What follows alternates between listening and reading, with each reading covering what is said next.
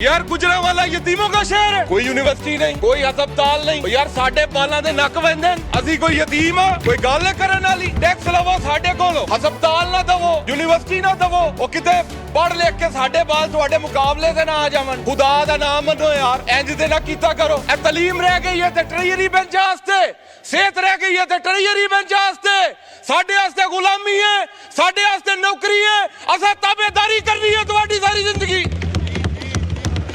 ओए खुदा दा नाम मनो यार, सानू भी तलीम दे, असीं हक रखने आ, पाकिस्तानी आ। होवे जितना ही जुल्म दलेरां दी, कदी गैरत मुकना कोई नहीं।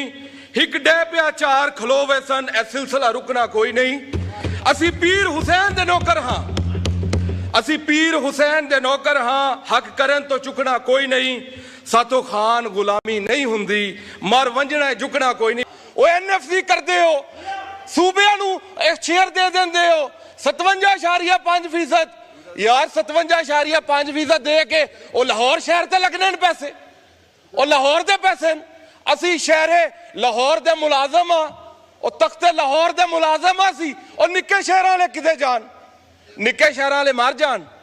स्पीकर साहब जवाब तो दो, निक्के शहर वाले मर जान, निक्के शहर वाले पाकिस्तानी कोई नहीं, निक्के शहर वाले दा हक कोई नहीं। तलीम वड्डे शहरां वालियां दी, सेहत वड्डे शहरां वालियां दी, रोजगार वड्डे से शहरां वालियां दा। साडे वास्ते जलालत है, वोट पाविए, वोट भी ना ठीक जगह ते अपने। यार कोई गल है, सानू कड्डो जा बाहर पाकिस्तान तो, वाइंड अप करें, सानू पाकिस्तान तो बाहर कड्डो। टाइम ही नहीं देंदे स्पीकर साहब, 6 मिनट होए ने, खुदा दा नाम मनो 10 मिनट ते पूरे करन दियो। पहली बारी आए हां, मेहरबानी करो 4 मिनट ते दियो। और आपके ही मेंबर बोलेंगे जनाब। वो भाईजान मेरे मेंबर नहीं बोलते, मैनू टाइम देंगे मेरे मेंबर, कोई नहीं बोलता। तुसी तंग ना पे, उर्दू में बोले, उर्दू में बोले, मैं कासिर हूं, ये आपकी उर्दू की करिए भाईजान, जेडी जिन्ना लोकां मैनू इलेक्ट कीता उन्हां नू भी तो कोई समझ आवे ना कि बोलदा। वाइंड अप करें, वाइंड अप करें जी। फाइलर ते नॉन फाइलर सारी पाकिस्तान जो आपकी तकरीर है, फिर ये प्रोसीडिंग का हिस्सा नहीं बनेगी। नहीं, मुझे सर प्रोसीडिंग का हिस्सा तो बनाना है ना सर, ये तो मेहरबानी करें इधर, बड़ी मेहरबानी। अच्छा सर बात ये है, देखे सर, वाइंड अप करें सर। इसका तो मैं कुछ ना हुकूमती लोगों को भी बताऊं कि टैक्स रेवेन्यू और नॉन टैक्स रेवेन्यू क्या होता है।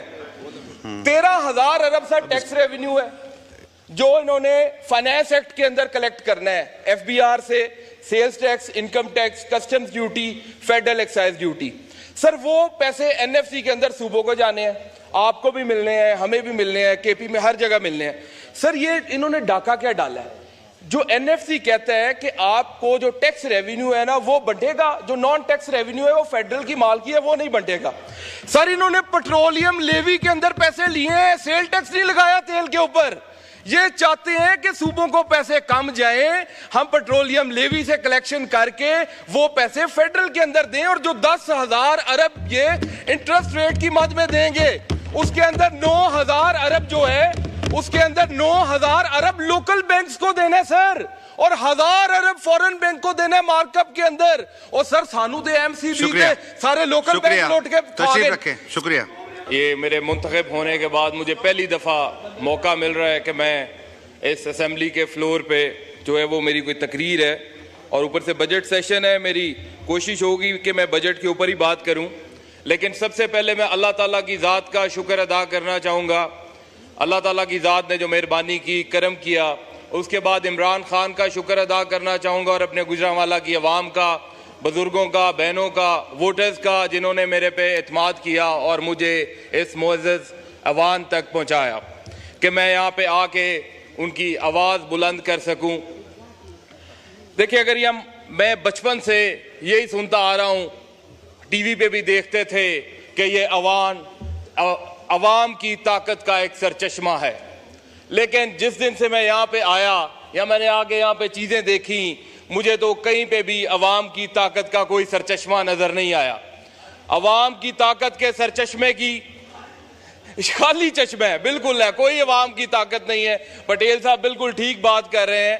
फॉर्म 47 वाले जब यहाँ पे बैठेंगे, जब अल्लाह ताला के नामों के नीचे झूठे अलफ उठाए जाएंगे, तो ये किधर अवाम की ताकत जाएगी, किधर अवाम की ताकत का सरचश्मा जाएगा। बात शुरू करते हैं जी बजट के ऊपर।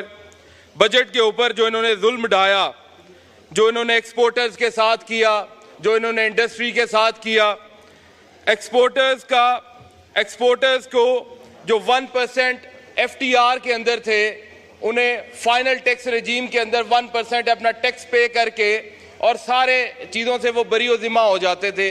अब इन्होंने 1% जो है वो उनका मिनिमम टैक्स कर दिया है। वो कहते हैं ये 1% तो आपने देना ही देना है, इसके बाद आपके खाते खुलने हैं, उसके बाद आपसे कॉर्पोरेट टैक्स के ऊपर 29% आपकी कॉर्पोरेट इनकम के ऊपर जो है वो टैक्स चार्ज होएगा। मुझे ये बताएं, एक तरफ हम कहते हैं कि डॉलर्स आएँ, दूसरी तरफ हम उन्हें कहते हैं कि आपका इलाज करें।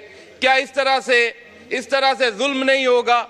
आपके FBR वाले वैसे ही छुरियां तेज करके बैठे हुए हैं, आए रोज उनके अंदर अपनी लड़ाइयां चल रही होती हैं। वो किस तरह से एक्सपोर्टर्स को भी जब हम तंग करना शुरू कर देंगे, जिम्मेदार का तो हमने वैसे ही जो है बेड़ा गर्क कर दिया है।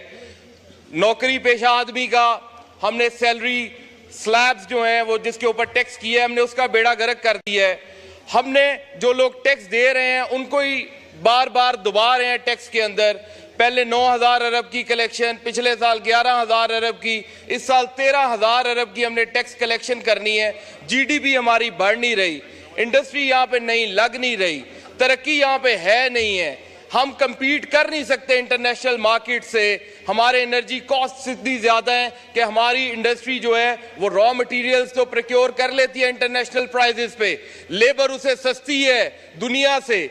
लेकिन जो तीसरी मेजर चीज़ है वो है एनर्जी इनपुट इंडस्ट्री के अंदर। अगर एनर्जी इनपुट जो है वो इतना महंगा है, उनकी कॉस्ट ऑफ प्रोडक्शन इतनी ज़्यादा ऊपर चली जाती है, ऊपर से हम उन्हें कहते हैं कि हम तुम्हारा गला घोंटेंगे, तुम्हारे से हम टैक्स भी इंटरनेशनल लेवल्स पे लेंगे, तुम्हें हम जो है वो यहाँ पे फाइनेंस भी जो है वो महंगा लेके देंगे। 3% जो था वो कभी यहाँ पे एक्सपोर्टरी फाइनेंस था, उसे ख़त्म किया गया।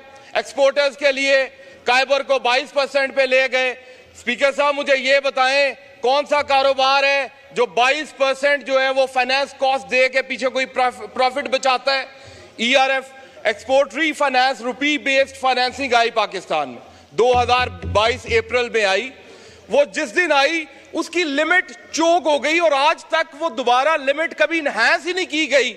टर्फ था एक्सपोर्टर्स के लिए, LTFF लॉन्ग टर्म फाइनेंसिंग के लिए। वो अपनी मशीनरी इंपोर्ट कर सकते थे 2-3% पे, अपनी एक्सपेंशन कर सकते थे, कैपिटल एक्सपेंडिचर कर सकते थे उसके अंदर, वो हमने उनके लिए खत्म कर दिया। हम करना क्या चाहते हैं? एक्सपोर्टर्स को मार रहे हैं, रूल ऑफ लॉ यहाँ पे मौजूद नहीं है, बाहर से इन्वेस्टमेंट आ नहीं रही, यहाँ का जो कारोबारी है वो यहाँ पे अपनी नई फैक्ट्री लगाने को तैयार नहीं है।